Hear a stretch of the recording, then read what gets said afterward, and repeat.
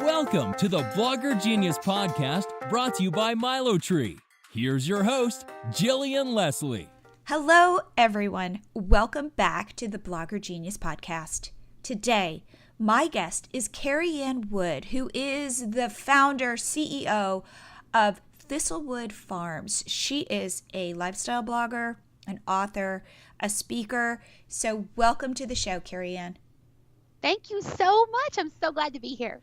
So, okay, we were talking about a whole host of things. So the main thing I am curious about is, well, first of all, how you started your blog and how you ended up moving back into your childhood home. Well, the blog kind of began out of necessity. About 10 years ago, we were living in the Dallas Fort Worth Metroplex in McKinney, Texas, which is a very busy metropolitan area. And my husband and I, we were just tired of all the busy and tired of the rat race, and we wanted an adventure. So we gathered our 4 children up and we moved to the middle of nowhere, kind of in Kentucky. It was actually the suburb of a 500-person town. I love it. Cows were our neighbors. Target was crossing state lines. There were no stoplights in our entire county.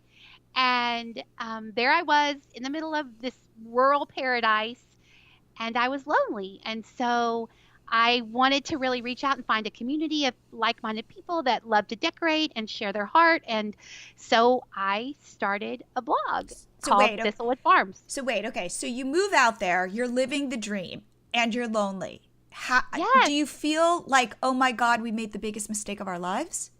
Well, everyone else, my 4 kids were like having the time of their lives. My husband was extraordinarily happy because we bought a business and he was all consumed with the growing of the business. And everybody was so happy except me. And part of the reason why I was lonely is because, we moved to an area where everybody was related. They all had, they came over on the Mayflower together and they were all together. And it was really hard to make friends. And I definitely made some amazing friends. I'm not going to act like, I was all by myself, but I just wanted people that had similar interests to me. And so that's really how the blog was born, kind of out of just looking for community. Interesting. And have you always had a designer's eye? Have you always been creative? 100%. Ever since, like, when I was younger, I had Barbie houses, and forget about the Barbies because I just decorated their houses and then kind of plopped them in the middle. So yeah, I've always loved to decorate, and I've always kind of been a very creative person. Now, were you a professional decorator back in Texas?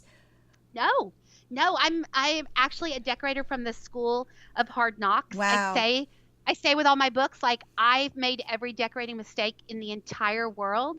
And so I went before everybody and made them all so I could save people from making mistakes that I made along the way. Okay. Well, that is terrific. Okay. I have to just confess, we are moving from Palo Alto to Austin over the summer. So if anybody, by the way, is been listening to this in the Austin area, please reach out because, again, I'm looking for friends. But I am now thinking about decorating. And so I have a whole new interest. So I'm like, tell me the biggest mistake people make. Oh, I think the biggest mistake that people made is following trends, like looking online and finding something that looks very trendy, or someone's telling them this is the way to decorate, and they go that route and it's not really them and it doesn't fit. It's like trying to put a square peg into a round hole.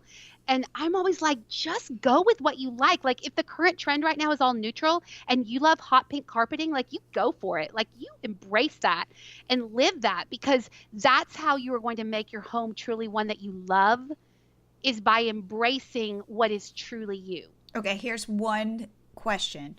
I go onto Pinterest. Let's say I type in kitchen remodels, and they're gorgeous, but they all look the same. I know, right? So how do you find, I feel like I'm being biased by the fact that I need a farmhouse kitchen with a big white sink and white cabinetry and, some bar stools. And I feel like I love that now, but I can't tell if I really love it or if I'm being brainwashed into loving it, and if in 6 months everybody's going to be doing something else. I do think I mean, I am kind of with you in that you're second guessing yourself, but I am a big fan of keeping your design, big design, expensive design choices neutral. Okay. In other words, so when you're looking at your kitchen, I think keeping your cabinets relatively, whether it's a white or it's a gray, I mean, I think keeping those relatively neutral, keeping your countertops relatively neutral. And if you love color, like let's say you do that and you're like, so you have your big ticket items in your kitchen and those are all relatively neutral. And then you're like, you know what, there's too much neutral. You can always pop it out with like textiles in the room, or you could pop it out with, beautiful floral arrangements, or adding in greenery, or, just baskets and different fun things in the space to liven it up, that you're not going the complete farmhouse route. However, if you get in there and you love the neutral, like go with it, Right. I mean, not just because people are telling you, because decorate with your heart. Like look in that space and say, is this space something I want to sit across the Thanksgiving table from? Is this a space I want to live in every single day? And if it is, go with it. Okay, but I just feel like somebody's going to walk in, like in 5 years, somebody's going to walk into my house and go, oh my God, it's so 2018. You know what? There's a chance they might do that. But I say, that's why I think sometimes just making small changes along the way. For example, I'll just give you a little story for me. Like I was all about neutrals. I mean, my farmhouse, if you look at it, I was all neutrals, all into that. And then we purchased this home, the home I grew up in. And all of a sudden, it's like, I'm feeling like it needs color. Like I went with a neutral look and now I'm going back and adding in pops of color, just because it's what the house needs. Okay. And so what worked in that farmhouse is not necessarily working in this house. Okay, so now we can get off of my own little like design issues and get back to your story. So You can always message me if you have okay, I'm serious because I love Yeah. your aesthetic. And I feel like I'm kind of like flailing except for Pinterest and everything looks the same. So, all right. So back to you move out to Kentucky. You're in the middle of nowhere. You're lonely. You want community. You start this blog. Yes, and I had no idea of the world of blogging. I had no idea people made money off of it. I had no concept of that. I was just doing it to join a community. And along the way, these incredible business opportunities presented themselves, and I kind of put on my marketing hat and I started marketing the blog. So wait, explain, what are these tremendous business opportunities? Well, along the way, I have worked with, like, for example, last year I worked with 53 different brands. Okay. And so anyone from Wayfair to Joss & Main to Sherwin-Williams to Frog Tape. And I work with them in a variety of different ways with different collaborations. Some I'm working on photography with them. I've also What do you mean? What do you mean you're working on photography with them? Like, for example, they would send me products and I photograph the products in my home and then they use it in their social media. So it's not, you're not posting this. So you're like a paid photographer. Well, sometimes it depends on the collaboration. Every collaboration is different. Some collaborations, they send me the product, I post about it, I show how I've decorated my home on my blog. Okay. And then I give them the assets, the photography assets to use on their own social. Sometimes I'm literally just taking pictures of the product in my home for them to use on their own social or on their website in a blog post. And do they tag you? Do people know this is you, or in that respect, you're like a gun for hire with a beautiful home and great taste? It depends. Most of the time, if they're using my images, it would be written into the contract that they would tag me because I own the rights to those photographs. I mean, depending on the contract and what's negotiated. Okay. But yeah, they for sure would tag me. Okay. Got it. Okay. So you're a blogger. Brands are, I guess, reaching out to you. Yeah. Well, it's a little bit of both. I think when you're a blogger, I'm the queen of hustle. So I'm always like, who did I work with last year? Let me approach them and see if they're interested in a new collaboration. Or a lot of times brands do reach out to me. I mean, probably one of my best tips as a blogger is a lot of times with a brand, I'll work with their PR agency, and there will be that PR agency may have another client besides the client that I'm working with. And I will say to the PR agency, hey, I've got this bathroom remodel coming up. Hey, I've got this kitchen remodel. Hey, I'm redoing my front room. Do you have any clients that are a good fit for that? And some of my best collaborations I've gotten because I worked the PR contacts that I already had. Got it. And then you end up hopefully getting free product. Yes, depending on each collaboration with a brand is different. I mean, sometimes I'm using products that they send me. Sometimes I'm designing an inspiration board for them. I mean, each collaboration looks different, but typically it does involve some sort of free product. Got it. Okay. So that's always a way for you lifestyle bloggers, style bloggers, DIY bloggers. Isn't that a nice way to reach out to a brand and say, I'm redoing my kitchen? Like reaching out to, say, Whirlpool or something like that and saying, hey, like, how would you do that? If I was going to go through a major remodel, now I have kind of, a long time ago when I first started blogging, one of the promises I made to myself and kind of one of the guidelines that I've built my business on is I never put anything in my home just to blog about it, because then it's not authentic and the readers know that. So there's many collaborations that I've turned down just because they're not a fit for my brand. They're not a fit. It's not something that would work in my house.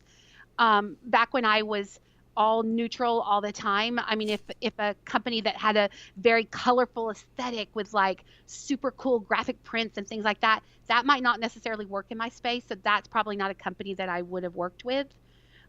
So I, a long time ago, just set that forth. So if I was going, let's say I'm doing a kitchen remodel and I've worked with a tile company in the past, or I've worked with a countertop company in the past, typically I would reach out to them. And I have a pretty extensive network of contacts now because I've been doing this for 6 years, and I would reach out to them and say, hey, this is what I'm doing. This is a fit with your marketing budget. Is this something that you might be interested in? And sometimes it's a fit and sometimes not so much, and sometimes the parameters that they like, you'd have to wait a couple months and I need the tile right then, and probably that might not be a good fit, or I need the countertop right then and it might not be a good fit. But typically you're reaching out to the brands and saying, here's my project. Can you come alongside me and partner with me? That's great. So let's say you're doing a kitchen remodel. How many brands would want to partner with you with your kitchen? I think it depends on the extent of what you're doing and kind of who you have in contacts and what would be a good fit. So for example, in my kitchen that I just redid, I chose to reuse existing cabinets that we already had rather than reaching out to a cabinet brand, just because I already had the cabinets and I'm kind of frugal girl. Mm-hmm. And so it made more of a fit to do a post and show the readers, hey, look, these were cabinets from another area of the house that we just repurposed, added molding to, and kind of redesigned them to look like brand new cabinets for the kitchen. So I think that totally depends on the scope of your project and what you need for that project. Got it. Okay. So let's go back to your story. So you're living in Kentucky and then all of a sudden you end up because of family illness, right? You end up moving back home. Yes. We had some illness come up in our family that was it's a little bit overwhelming, and so they just needed us. I mean, it was a kind of like step up time, and so we knew that they just needed us and we needed to be home. So I said to my husband, oh my gosh, if there's any way we could get back the family home, that would be totally amazing. My mom had sold it about 5 years ago to a wonderful couple. And I called her up one day and said, hey, you don't really know me. I'm KariAnne. And I used to live in your house and I would love to buy it. Is there any chance that you would sell it to me? And she was like, wait, KariAnne, do you write a blog? And I was like, no way. So yeah, she totally read the blog and she's an amazing girl. Like, oh my gosh, super amazing girl. And she said, actually, yes, we would totally sell it to you. They had some circumstances in their lives where they were actually, it wasn't on the market or anything, but amazing timing. And so, yeah, we bought it. We bought it from them, just never even went on the market. Oh my God. Well, first of all, I have to say I've been boggling your name by calling you KariAnne, and it's KariAnne. So. Oh, no worries. Okay. But that is amazing. So a couple things. How did you feel leaving your house in Kentucky that you had then remodeled? I was literally holding on to they were like prying my fingers off of the front porch pillars. Like Really? I was in an emotional relationship with that. Really? Okay. Now it helps. It helps that this house is so amazing. Like that helped, and that, I'd lived a lifetime in this house. I don't know if I would have traded it for any other house but this house, but I did love that farmhouse. Oh my gosh, it was one of a kind. And it And was you on all have, that. and I recommend people go to your blog because you have photos of both your current house and your old house. Like, definitely check it out. It's gorgeous. Thank you so much. Thank you. A labor of love, both of them. Okay, so now, okay, so how long ago did you move home? Thanksgiving. Oh, so okay, so relatively recently. Yes, very, very recently. And so we've kind of been in a mad dash to really remodel this house, because when you're a blogger, I need places to photograph and I need rooms that, look cute. And I actually wrote a post on my blog that I said, every day I wake up and I try to make the house cuter than it was yesterday. Like that's my goal, It's is like, okay, today I'm gonna add pillows, or I'm gonna paint something, or I'm gonna switch a bookcase around, or I'm do something. So it just made me feel so much better and miss my old house less if every day I took a small step to making it cuter than it was the day before. So it's a process, and how is the cuteness factor now? It's getting there. It needs so much work. And like in my mind, I can see it all done. And I feel like I'm running a design marathon. Like I'm there, I'm coming. Don't worry, house, I'll show up. Oh, You'll be cute soon. So it's oh, getting there. It's getting there. I love your use of the word cute for your house. That's so sweet. It's like you can't control. I mean, again, life is all about change and uncertainty, but at least you can control the cuteness. That is so true. The best story ever of the house. This is literally the best story. So when my mom sells it, I was of course emotionally attached to this house too. And so my mom said, I'm selling it. My father passes away and my mom, it was too much house for her. And so she had to sell it. So she goes to sell the house and I go on like the farewell tour of the rooms, like by dining room, having Thanksgiving was so awesome. And like by staircase where I said hello to Santa Claus, and like by kitchen where I met my husband, like y'all have a nice life. And as I'm literally about to head out the back door, there's a bathroom with a mirror, and it's this giant ornate antique mirror, not even my style or anything. And I look at that mirror, and I had stood in front of that mirror in my wedding dress. Oh, Okay. I had oh, waited for my husband, put my lipstick on before our first date in front of that mirror. And something just comes over me, and I literally grab the mirror and I run out of the door with it. Like like throwing it in my car and driving it back to Kentucky. And when we bought the house back, I brought back that mirror and I put it right back where it was always meant to be. oh, oh. And even better ending to the story is I have little twins that are in ninth grade, and they just went to their first dance, and they were standing in front of the mirror putting on their lipstick. Oh, I oh, know, dude. I'm like full circle. It's so oh, amazing. that's so sweet. Wow. Great story. Great story. Okay, so now the one thing I want to talk about is books. Yes. Because you are an author. You've written how many books? I have there's 5 books in all. Oh I've my gosh. two are on the market currently. Oh, okay. Another one is releasing September of 2018, and then there's another full color 4-color coffee table book that releases in March of next year.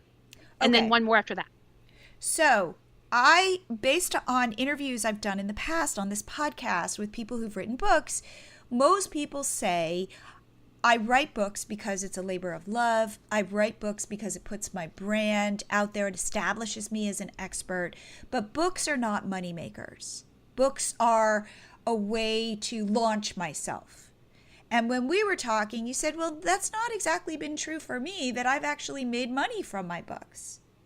Yes, 100%. I think probably the most important component is to when you are looking at publishing a book, there are many different routes. There is, of course, self-publishing, where you would publish it yourself and you put out all the money up front, and then you self-publish and sell it and market it yourself. Then there is kind of like a hybrid where you have a company that publishes the book for you, and then they provide you with copies, and then you purchase them at a discounted rate, and then you sell them, and they maybe help a little with marketing, but not that much. And the route that I went, which is the one I recommend, is traditional publishing, is working with a traditional publishing house. And have been so fortunate to work with two incredible publishers that will ever and forever have my heart. And the reason why I went that route, and probably my best advice for anyone looking to publish a book or thinking about publishing a book, is number one, I think it's so important that you build a platform, because when you're going to that publisher and you have a message that you're going to get out there to the world, you want to come alongside that publisher. You want to talk with the publisher about how you're going to help the publisher sell the book, how you're going to help the publisher market the book. Because I think traditionally in the past, sometimes, authors, they would send the manuscript to the publisher and then they would kind of sit back and wait for the publisher to do all the work. Or in the case of self-publishing, I mean, they would probably do a huge majority of the work themselves. But it would be so expensive to put all that money up front to get your book published, to design your cover and all of that stuff. So my best advice would be to start with your platform. Work on developing your platform. Work on developing your message. Work on developing your brand. So when you go into meetings with that publishing house, you can say, hey, this is what I'm bringing to the table. My second piece of advice would be to get an agent, because I think I have the most incredible agent, been so fortuitous to find her, and she has just really been the world to me. And the agent kind of knows the ins and outs of the publishing world, and they give you great advice, and they know which publishing houses. I mean, they make recommendations, they make contacts for you at publishing houses, and really those two things, work on your developing a platform. You bring something to the table. Don't just go to the publishing house and expect them to do all the work. You show up. Okay. All right. So let's unpack this a little bit. Okay. You start your blog, you start working on your platform, which means your email list, your social media, growing those platforms. I think it's even, wait, I'm so sorry. Go. I just want to interrupt for one quick sec, because I think it's more than, when I say build a platform, I think that numbers are very important. I mean, obviously, if I'm coming to you and I say I have X amount of people on Facebook or X amount of people on Instagram, I think that's definitely important. But I think the key components that so many of us miss in this world of blogging and social media and platforms is the influence factor. So I always tell people, if you gave me 1,000 loyal readers, I could rule the world.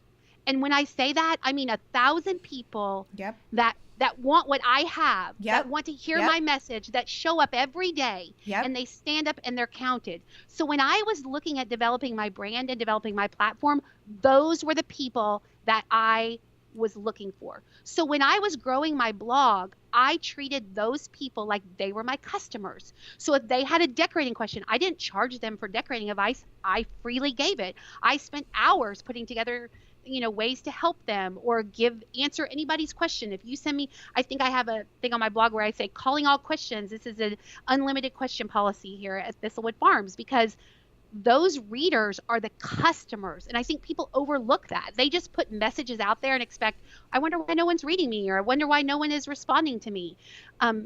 It's because they are not in a relationship with those readers. They are not treating those readers with the respect that they deserve. And so I went out of my way to build that sort of platform. I think that is terrific. In fact, if you read my emails, you see that I have actually sent out, I think, 2 emails about this concept of 1,000 true fans. If you have 1,000 true fans, you can build a business. You do not need millions of fans. You need true evangelists, people who love you, believe in you, will buy from you. That's what you need for a business. So I think that is just terrific advice. Well, and so what I did was, so for example, and this applies not only in the publishing world, but it applies in the brand world as well. So I'll just give you one example. When I was looking to paint my house, a color, I went to my fans and I went to the people that read the blog and I said, what color would you paint the house? And I gave them 6 options. And we had over 700 people chime in, not for a prize, not because we were giving anything away, just because they wanted to be helpful, just because they wanted to show up and represent. So I was able to go back to that brand and say, dude, look, 700 people are invested in what color I paint my house. Wow. And I think that is the key component. So when you're talking to publishing houses, when you're talking, I mean, the same applies in working with brands as well. You're saying to them, I'm an influencer. I have the ability to influence people's buying decisions.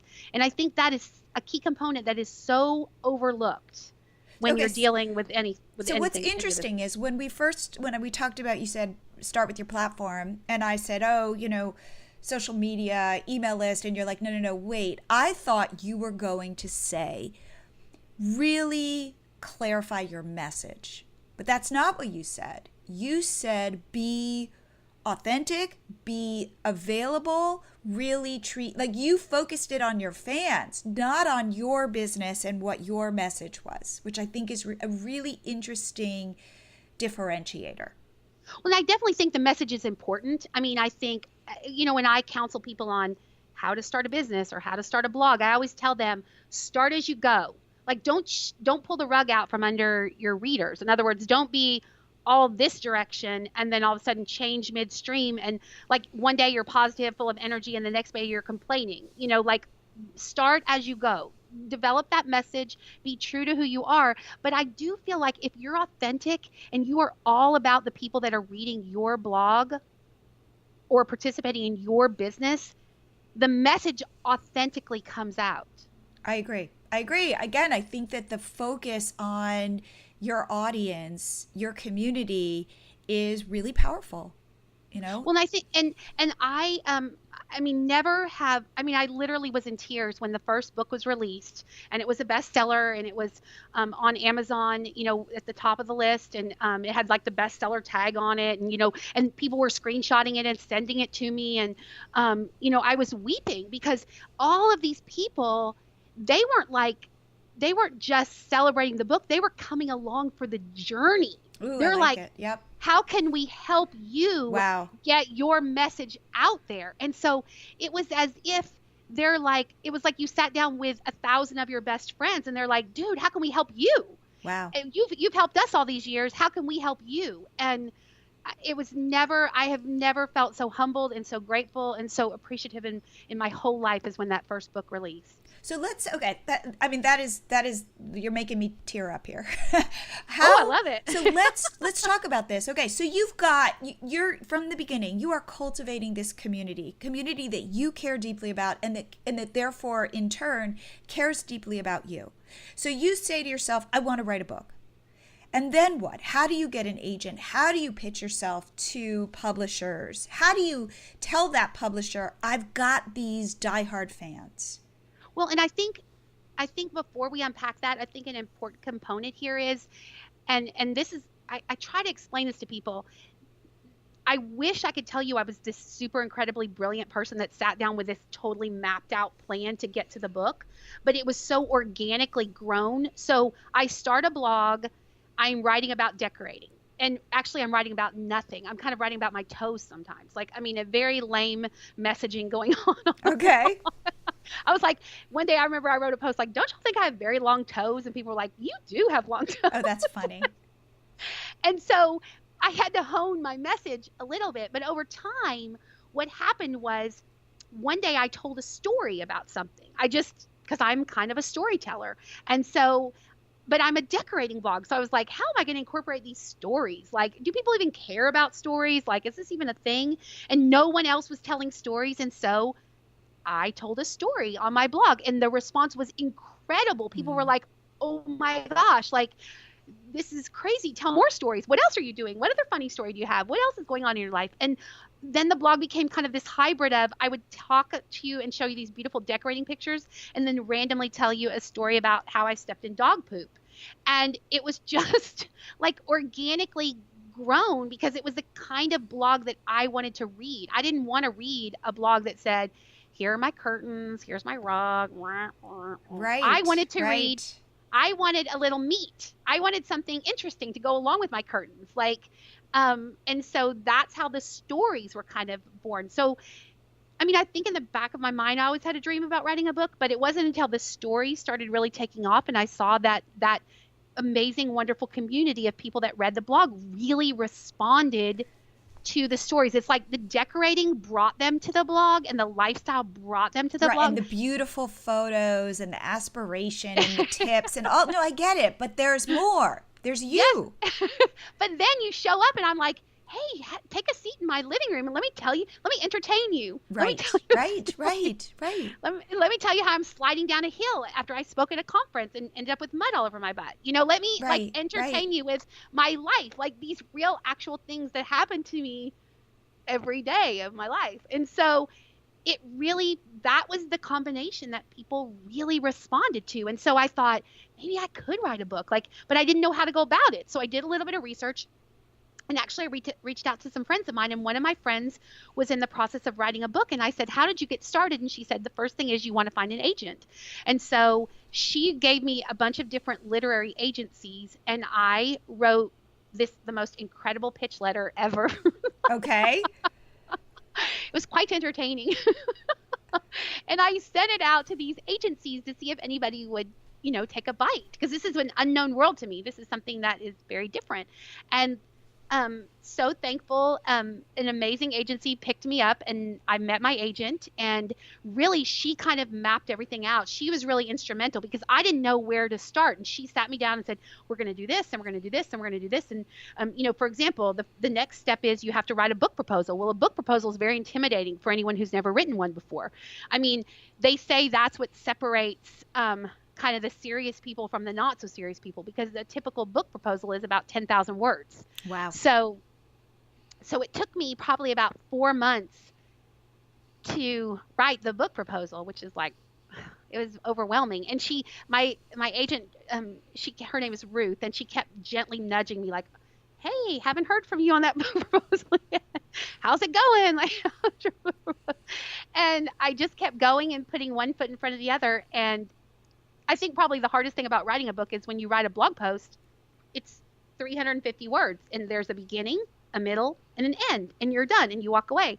When you write a book, it's 50,000 words. Wow. And it's a beginning and then a whole lot of words and then a middle and then a whole lot of words and then the end. So you got to shift your thinking a little bit. But yeah, so we did the proposal, and then she sends it out to different contacts that she has in the publishing world. And then we got some bids on the book, and we looked at them and selected an incredible offer and went with that. And then the whole book writing process started. Okay. And how long did the book writing process take? Well, I'm kind of a fast writer just because, you got to think of it this way. I was in training to write a book. When I write 5 blog posts a week, so that's training yourself to sit at the computer and write 400 words every day or every 5 days a week. Right. And so I had done that for year after year after year. So when they told me, okay, you have to sit down and here's when your first chapter's due and here's when your second chapter's due, and I pretty much stuck to my deadline. I hear in the world, I don't know this for a fact, but I had heard that sometimes people don't stick to their deadlines. I've heard that too. Yes. They get overwhelming, but I was pretty on it, And so I think the whole process of actually writing the book maybe took about 9 months. Okay. And what's the first book called? The first book is called So Close to Amazing. Okay. And it's actually a memoir. It's a memoir, so it's trade paper, which in publishing house terms means it's a book with writing, and it's not for color. There are, words and chapters and that type of thing. So it's not just a DIY book. No, it's a memoir. It's about my life. It's about us moving. It's the story that I told you, except with way more stories along the way. Okay.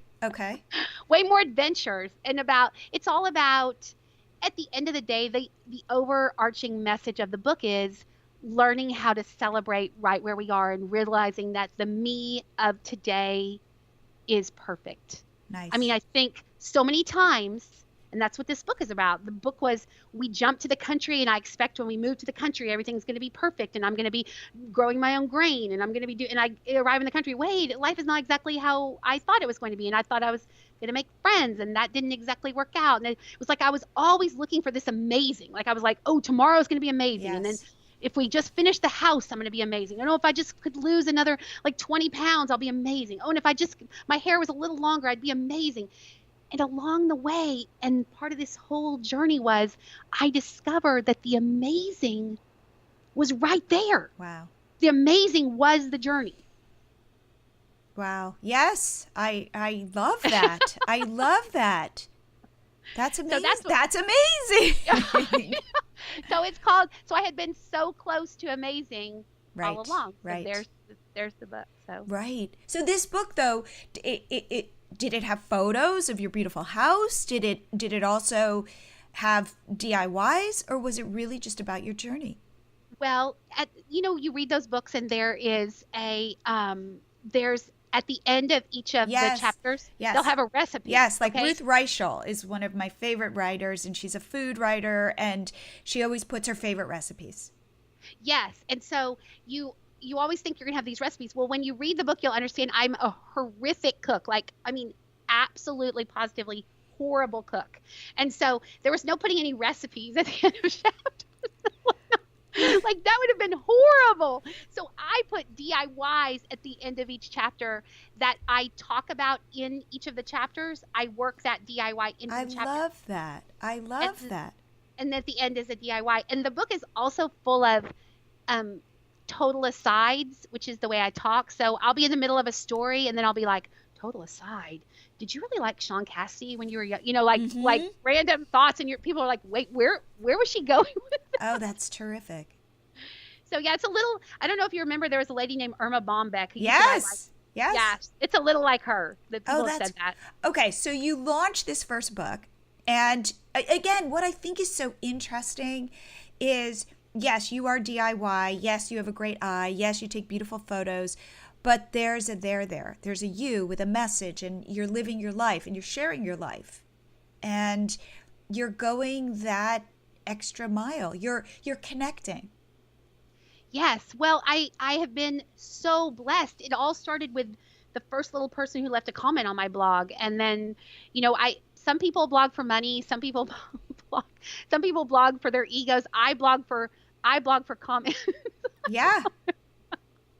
Shameful. No, I get it. Oh my God. I get if somebody emails me and says, like, I read your email, and it was somebody today just emailed me and said, I really needed, it was something about, I wrote an email, it's a sequence, and there's one about Instagram, and it's like, you have to show up for Instagram. And somebody just wrote back to me and goes, I really needed to hear this today. And I sit here and I just read that and I go, oh, and I write back and I just go, thank you so much. Wow. I know, right? So it's so weirdly, I love those. And I have like a file I save called Love Letters, where if somebody says something and I will go through them on a bad day and I'll read them. Okay, mine isn't called Love Letters. Mine is called KariAnne, You're Amazing. Oh, yeah. Because there is something about you see, even why I love the podcast is because I get to connect. Yes. And then if other people get to hear it and learn from it, I'm so happy about that. But that at the end of the day, like, being a blogger can be lonely. Having a company or multiple companies, it can be lonely. And so if I can hear other people's stories, and if I can, I don't know, impart little bits of wisdom that, again, by being in the trenches, I feel like I've done my job for the day. Well, okay, so I'm going to be totally shameful and transparent here. So sometimes I write a blog post, especially if it's a good story. And when you email me, when you comment on the blog, it has an email that comes through on my phone. And so I'll set the post to publish, and every time there's an email, the phone will ding. So the post will go live, I don't know, maybe 7 and go out by email by like 7:15. And I lay there and I hear ding, ding, ding, ding. Oh, yeah. I'm like, wait, KariAnne, they're commenting. Oh. So yeah, there's no greater joy for sure. I agree. And I think that there's, what's so interesting is in every one of my podcasts, I feel like I learn and I step away with like a new realization. And I feel like from this conversation, that realization is the more you put yourself out there and be vulnerable and be human, the more you welcome people putting themselves out there and being human. I 100% agree. And I think what being online so much has taught me is that we live in a world of where there are so many people that are hurting, and there are so many people that are not being heard. They're not being validated. And, it's almost like they're walking through life without someone taking a moment to say, hey, like, you're amazing. Like, you got this. Yeah.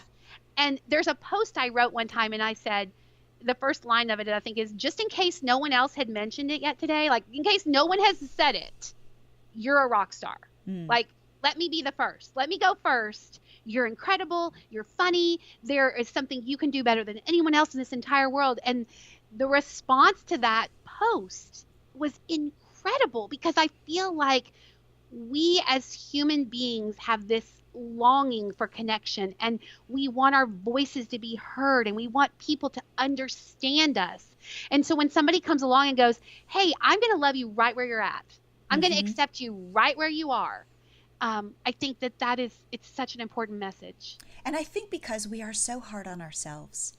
And I was just having this conversation with somebody where we were talking, I was at the Mom 2.0 conference, and I was talking to a woman, and we were talking about if somebody could hear our own voices in our own heads, how horrified they would be. The messages we are telling ourselves of we're not good enough, and we're not thin enough, and we're not young enough, or good, whatever.